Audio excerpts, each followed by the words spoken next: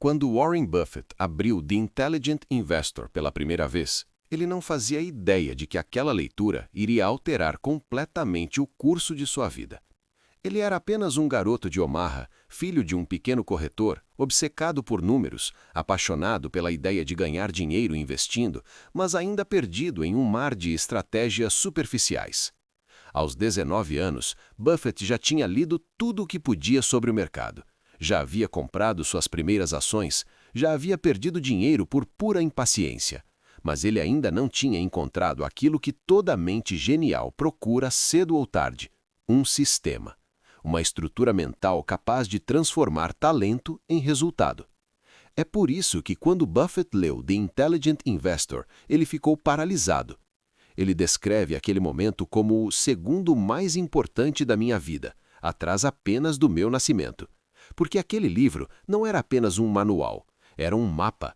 Era a primeira vez que alguém articulava com clareza brutal aquilo que Buffett sempre sentiu intuitivamente, mas nunca havia conseguido formular. A distinção entre preço e valor, a metáfora do senhor mercado, a importância da margem de segurança, tudo fazia sentido imediato.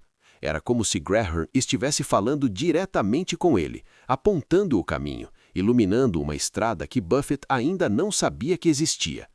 A partir desse momento, Buffett ficou obcecado. Ele carregava o livro para todos os lugares, repetia capítulos inteiros de memória, discutia conceitos com colegas que não sabiam do que ele estava falando. E então veio a informação que mudaria tudo. Benjamin Graham, o autor daquela obra-prima, dava aulas na Columbia University. Buffett não pensou duas vezes. Ele se matriculou imediatamente e correu para Nova York, determinado a conhecer seu herói intelectual. Mas conhecer Graham não seria fácil. Graham era reservado, tímido, extremamente analítico e avesso a bajulações. Ele não fazia o tipo de professor que cria seguidores. Ele não buscava admiração, buscava precisão, racionalidade e, acima de tudo, integridade intelectual.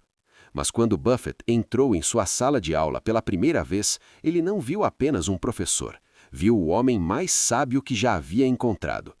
Graham, por sua vez, viu algo raro naquele jovem de olhos brilhantes, uma mente que estava genuinamente pronta para aprender. As aulas de Graham eram radicalmente diferentes de tudo o que se ensinava em Wall Street. Enquanto a maioria dos analistas acreditava em previsões, Graham destruía previsões. Enquanto muitos buscavam o próximo grande setor, Graham ensinava a ignorar modismos. Enquanto outros especulavam com base em rumores, Graham falava sobre comportamento humano. Ele dizia que o mercado é uma máquina de emoções, não de eficiência. E que no longo prazo, o investidor que consegue se separar do barulho e focar no valor real sempre vence. Buffett ouviu tudo isso com atenção religiosa. Ele não apenas anotava, ele absorvia. Ele se impressionava com o fato de que Graham não ensinava fórmulas, ensinava princípios eternos. Ele dizia que investir não é sobre prever o futuro, mas sim sobre se proteger dele. Não é sobre ganhar sempre, mas sim sobre evitar grandes perdas. Não é sobre tentar ser mais esperto que o mercado, mas sim sobre se recusar a ser tão emocional quanto ele. Era filosofia pura, era psicologia aplicada, era matemática servindo à racionalidade. E Buffett sentia que cada frase estava construindo dentro dele um novo modo de pensar. Mas a verdadeira transformação não acontecia apenas nas aulas, ela acontecia na convivência. Graham era um homem de caráter impecável, tratava investimentos como uma responsabilidade moral, não como um jogo. Acreditava que administradores deveriam ser honestos, que analistas deveriam ser éticos, que investidores deveriam proteger aqueles que confiam neles. Essa visão ética marcou Buffett profundamente. Ele percebeu que investir com integridade não é apenas possível, é vantajoso. O mercado pode ser uma selva, mas quem se mantém racional, disciplinado e ético constrói reputação, relações e confiança, os ativos mais valiosos de longo prazo. Foi por isso que Buffett decidiu, ainda durante o curso, que queria trabalhar para Graham. Ele enviou cartas pedindo emprego, foi recusado. Mandou outra, recusado. Insistiu por meses. Graham finalmente cedeu. E Buffett, aos 20 e poucos anos, entrou para a Graham Newman Corporation, o laboratório onde o Value Investing ganhava forma. O escritório de Graham Newman não era um lugar glamuroso. Era uma sala modesta, silenciosa, onde pilhas de balanço se acumulavam sobre mesas gastas. Mas para Buffett, aquele lugar era mais valioso do que qualquer banco de investimentos de Nova York. Ali, ele viu o método sendo aplicado no mundo real. Ele viu Graham encontrar distorções que ninguém mais percebia. Viu operações complexas sendo desmontadas com simplicidade lógica. Viu oportunidades emergirem de notas de rodapé. E viu pela primeira vez a diferença entre um analista comum e um analista excepcional. Buffett aprendeu as operações especiais, aprendeu a calcular valor intrínseco com precisão quase cirúrgica, aprendeu a usar margem de segurança como um escudo, aprendeu a ignorar previsões, aprendeu a nunca usar alavancagem, aprendeu a aceitar retornos moderados sempre que fossem consistentes, aprendeu a abraçar a paciência e, acima de tudo, aprendeu que investir é sobre controlar-se a si mesmo. Mas talvez o episódio mais transformador tenha acontecido fora do escritório. Em 1951, Buffett decidiu viajar até Washington para estudar uma empresa que Graham havia comprado, a GEICO. Ele pegou um ônibus barato, atravessou estados, chegou na sede num sábado, encontrou tudo fechado e ainda assim bateu as portas até ser atendido. O homem que abriu a porta, Lorimer Davidson, conversou horas com ele. Explicou o modelo de negócios, explicou a vantagem competitiva, explicou a eficiência da empresa e Buffett entendeu imediatamente que aquela empresa seria gigantesca. Ele entendeu por que Graham havia apostado tanto. E foi ali, naquela conversa, que Buffett percebeu que a filosofia de Graham não era baseada em teorias, mas sim em leitura profunda da realidade. Esse episódio marcou tanto Buffett que ele repetiu a história centenas de vezes ao longo da vida. Ele sempre diz que a GEICO foi o primeiro momento em que Buffett viu com seus próprios olhos como o método do Value Investing podia se combinar com a identificação de empresas extraordinárias, criando multiplicações de capital inacreditáveis. E aqui surge o ponto em que o aluno começa a superar o master. Graham sempre preferiu comprar empresas baratas, mesmo que comuns.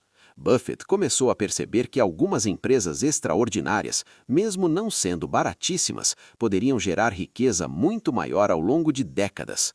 Graham plantou a filosofia, Munger refinou, Buffett executou. Mas tudo, absolutamente tudo, começou em Graham. Antes de seguir, deixe eu fazer um convite rápido. Se essa série está mexendo com você, se está te dando clareza sobre investir de verdade, sem promessas falsas, sem atalhos, sem ilusões, então inscreva-se agora. O YouTube recomenda conteúdo apenas quando o público engaja, e eu quero levar esta série para o maior número possível de brasileiros, porque este conhecimento transformou vidas. A sua inscrição é o que mantém este projeto vivo. Agora vamos continuar. Nos anos seguintes, Buffett levou tudo o que aprendeu com Graham para sua jornada. Ele começou seu fundo, analisou centenas de empresas, criou sua carteira e, do pouco, adaptou o método. Ele passou a buscar negócios extraordinários, passou a entender a importância de gestão, passou a valorizar vantagens competitivas duráveis, mas nunca abandonou a base grahamiana. Jamais. Buffett sempre disse que 85% do que ele sabe sobre investir veio de Graham, e isso é completamente verdadeiro. Sem Graham, Buffett seria apenas mais um investidor inteligente. Com Graham, ele se tornou o maior da história. Esse é o poder de um mentor.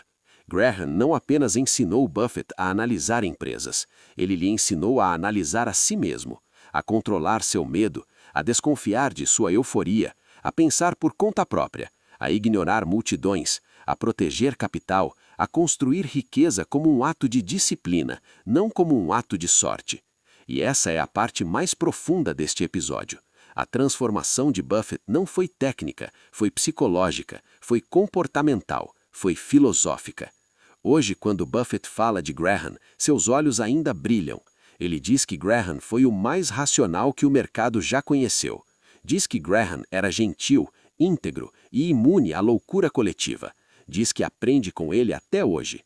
E, de certa forma, isso explica por que Buffett se tornou quem se tornou.